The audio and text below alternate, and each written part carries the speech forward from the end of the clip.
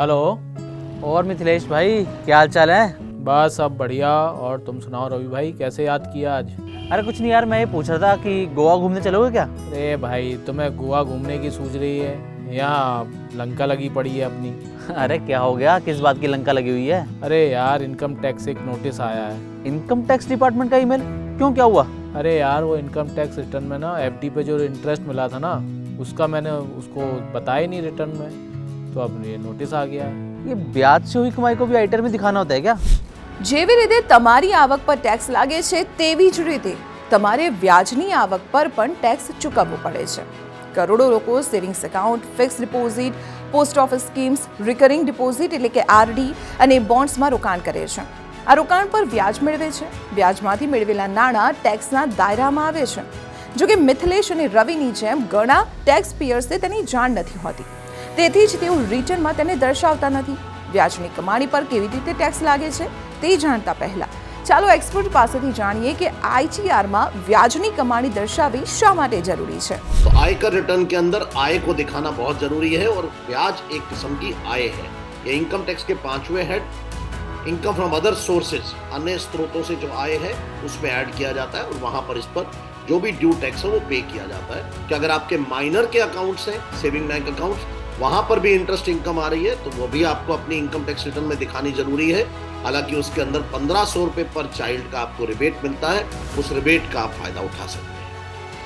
तीसरी एक आय है जो एग्जम्प्ट है. गवर्नमेंट ऑफ इंडिया के कुछ बॉन्ड्स इस तरह के हैं जहां का जिसका इंटरेस्ट आपका टैक्स फ्री है. तो अगर ऐसी आपको ब्याज की आय है तो उसको आप schedule exempt income, schedule EI जो रिटर्न के अंदर होता है वहां दिखाई जाती है, लेकिन दिखानी जरूरी है. कहीं ना कहीं आयकर रिटर्न के अंदर ये आपको दिखानी जरूरी है आपके लिए. સેવિંગ્સ એકાઉન્ટ લગભગ દરેક વ્યક્તિ પાસે હોય છે. કેટલાક લોકો પાસે ઘણા સેવિંગ્સ એકાઉન્ટ હોય છે.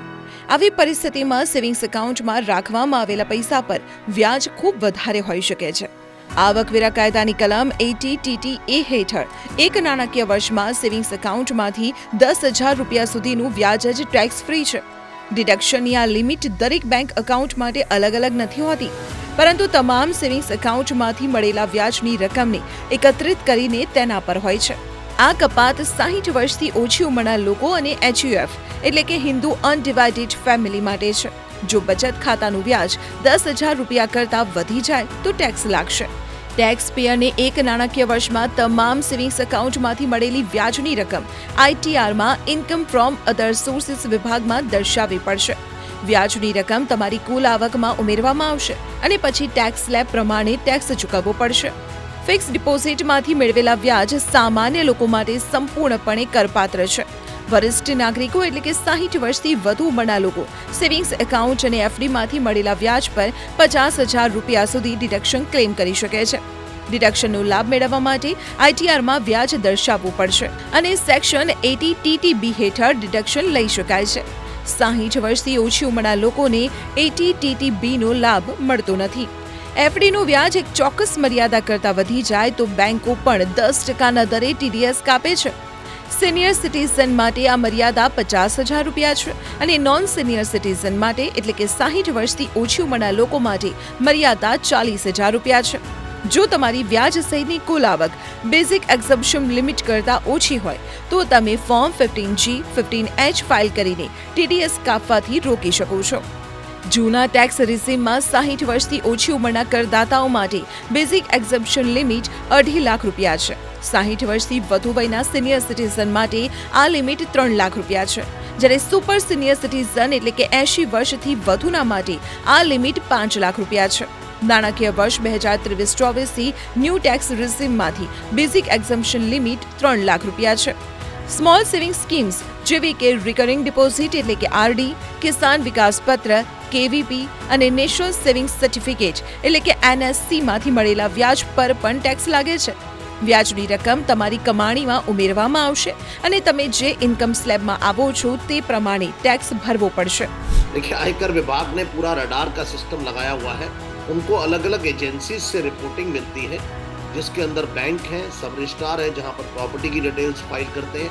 इसी तरह से बैंक जो इंटरेस्ट पे करते हैं उसकी पूरी एक एनुअल स्टेटमेंट जो है वो फाइल करते हैं इनकम टैक्स डिपार्टमेंट के पास along with your PAN number. तो आपके पैन नंबर पर जाती है, फिर वो आपके पैन नंबर पर रिफ्लेक्ट हो जाती है। तो आप अपना AIS एनुअल इंफॉर्मेशन स्टेटमेंट और TIS ट्रांजैक्शनल इंफॉर्मेशन स्टेटमेंट जब आप उसको पढ़ते हैं तो वहां आपको दिखाई देता है कि आपको किस बैंक ने कितना ब्याज दिया।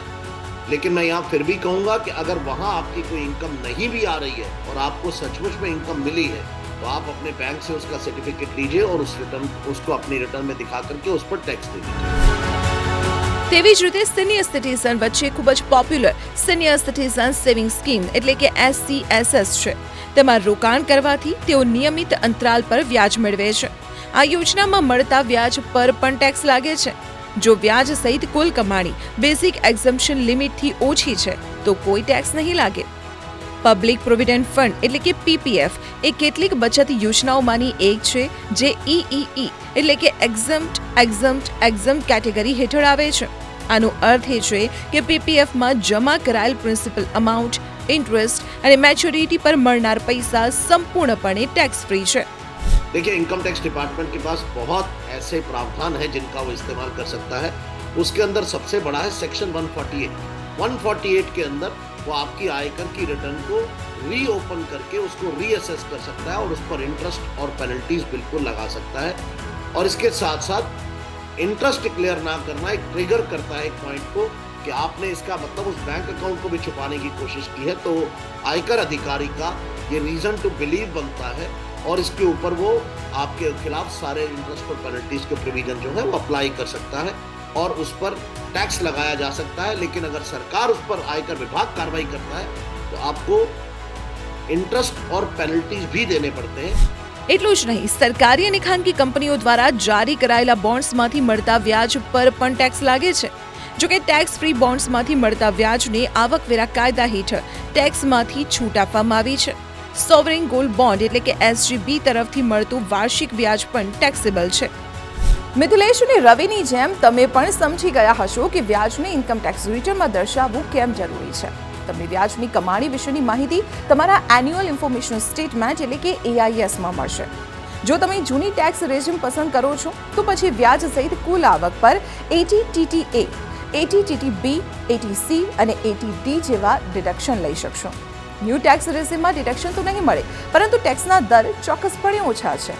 જો તમે નાણાકીય વર્ષ 2023ના રિટર્નમાં વ્યાજની આવક છુપાવી હોય તો તમે 31 ડિસેમ્બર 2023 સુધીમાં રિટર્નમાં સુધારો કરીને આ આવક પર ટેક્સ ચૂકવી શકો છો।